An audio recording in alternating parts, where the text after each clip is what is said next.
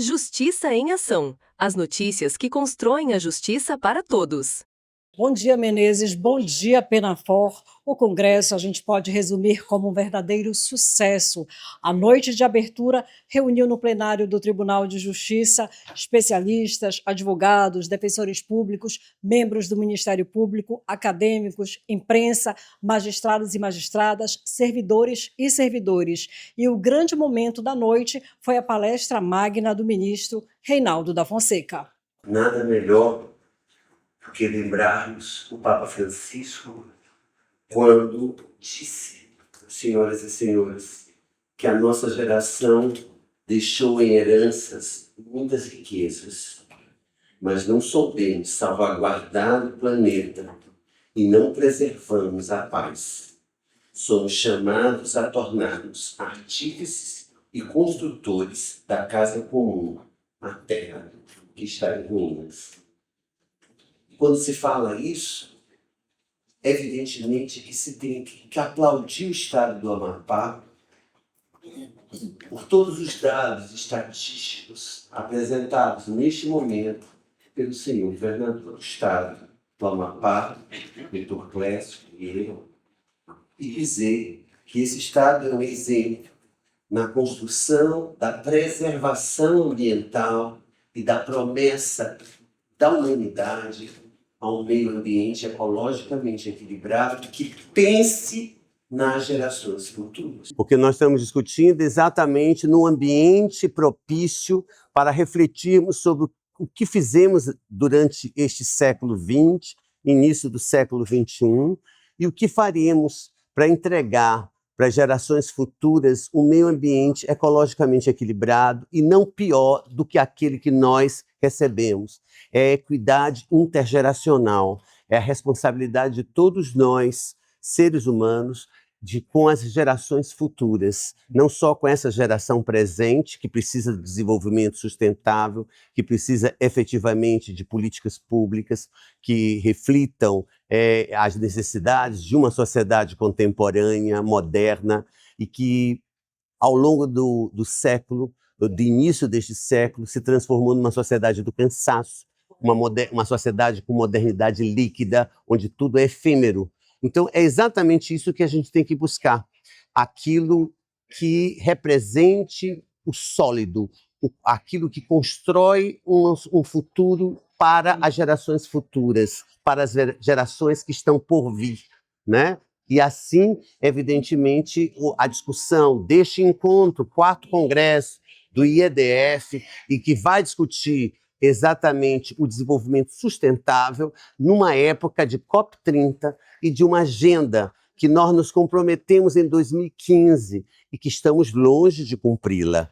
Precisamos sim, neste momento, para ontem, para hoje, para sempre, discutir aquilo que represente desenvolvimento para a população brasileira e para a humanidade, mas ao mesmo tempo que mantenha um meio ambiente ecologicamente equilibrado para gerações futuras que merecem o mesmo respeito que nós queremos que tenham conosco. Portanto, é um desafio, mas é um desafio que não é uma utopia irrealizável, né? É uma utopia, como diz o uruguaio Eduardo Galeano, de dar passos para frente, passos para trás, porque a utopia é o caminho. Nós estamos construindo esse caminho e, com certeza, com muito otimismo, encontraremos soluções e parcerias capazes de levar à equidade intergeracional. Vamos falar de Amazônia, vamos falar de fraternidade, mas mais que isso, nós vamos valorizar os povos da Amazônia. Nós precisamos deixar de romantizar essa Amazônia, Amazônia que se vê nos livros, nos atlas, Amazônia verde que se vê de cima, tão frondosa e tão bonita. Mas nós temos que saber que abaixo das copas das árvores há pessoas. E a preocupação da Justiça do Amapá, da Justiça brasileira, às vésperas da COP30, é pensar na conjugação de fatores que podem preservar a floresta, manter o meio ambiente, mas valorizar aqueles que estão abaixo da floresta, os seres humanos, porque ao fim e ao cabo é para eles que nós lutamos. E é muito importante porque geralmente as pessoas que estão na região centro-oeste, na região sudeste, vê a Amazônia como se fosse apenas floresta, como se fosse apenas um rio, sem perceber que existem os povos da floresta, existe a população que mora na região amazônica e somos brasileiros. E temos também o direito de crescermos, de desenvolvermos, sempre com o olhar e o cuidado para com a floresta. É sempre esse desenvolvimento sustentável que tanto eles falam lá e muitas vezes não sabem o que é, nós fazemos aqui no estado do Amapá. O estado do Amapá é o estado mais preservado que tem no Brasil, porque essa cultura vem sendo sempre desenvolvida aqui. Todos nós já crescemos sabendo o que é a floresta e respeitando a floresta. Então isso é muito importante. Agora, é preciso também que o mundo olhe para essa realidade. Nós estamos aí às vésperas de uma COP, e um evento como esse já começa a despertar na região centro-oeste, na região central e no alto comando do Brasil, que a Amazônia não deve ser discutida na Avenida Paulista. A Amazônia tem que ser discutida na Amazônia.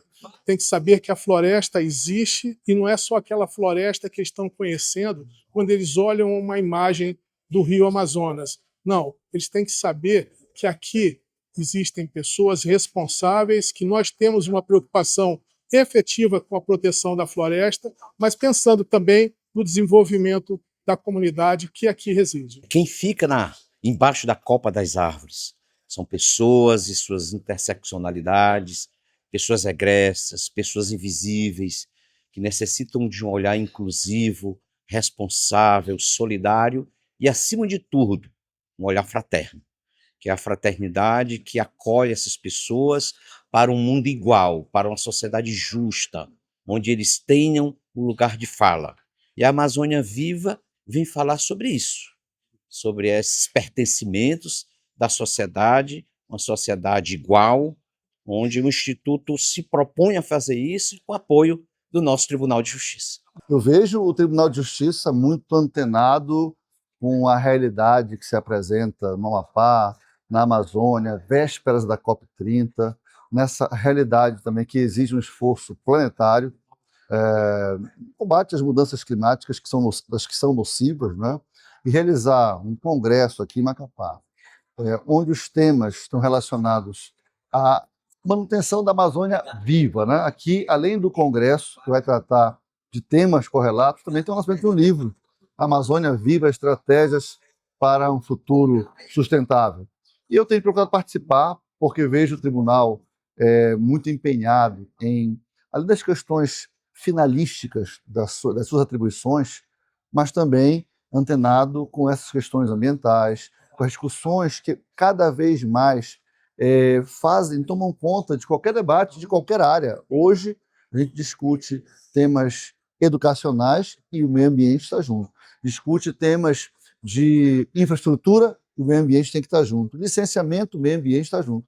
Também nas questões do judiciário. Então, trazer para dentro do seio da justiça amapaense um congresso como esse, o lançamento de um livro, e autoridades como o ministro Reinaldo, que está aqui mais uma vez, é muito importante eu prestigiar o tribunal e prestigiar este evento. Olha, a iniciativa formidável do tribunal, né, estratégias para um futuro sustentável, para nós que moramos aqui na Amazônia, é um tema muito importante para o debate. O Ministério Público, que dentro de suas atribuições tem a defesa do meio ambiente, e mais, né, no ano em que se tem a COP30 na Amazônia, em Belém do Pará. Então nós precisamos ser os protagonistas desse debate. Eu acho que esse evento vem em boa hora para que nós possamos refletir e amadurecer os debates nesse evento que ocorrerá agora em novembro, que atrairá as atenções de todo mundo.